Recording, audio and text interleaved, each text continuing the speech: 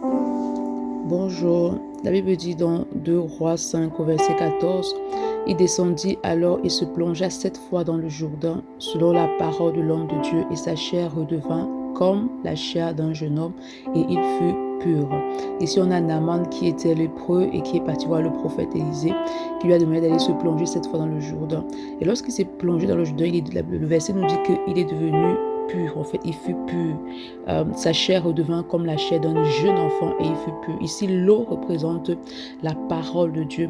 Le chiffre 7 représente la perfection, c'est-à-dire que la parole de Dieu a la capacité de te rendre parfait. La parole de Dieu a la capacité de te purifier.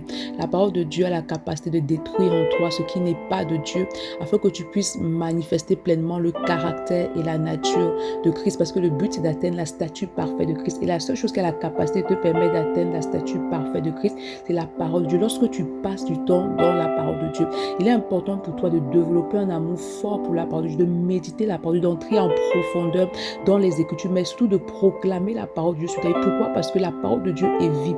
Pour que la parole de Dieu prenne vie en toi, il faut que tu proclames cette parole-là, pour qu'elle puisse détruire en toi ce qui n'est pas de Dieu, afin que tu puisses grandir non seulement en connaissance, en révélation, mais aussi dans la statue parfaite de Christ. Oui, la parole de Dieu purifie, mais tu dois demeurer dans cette parole. Bonne journée. Shalom.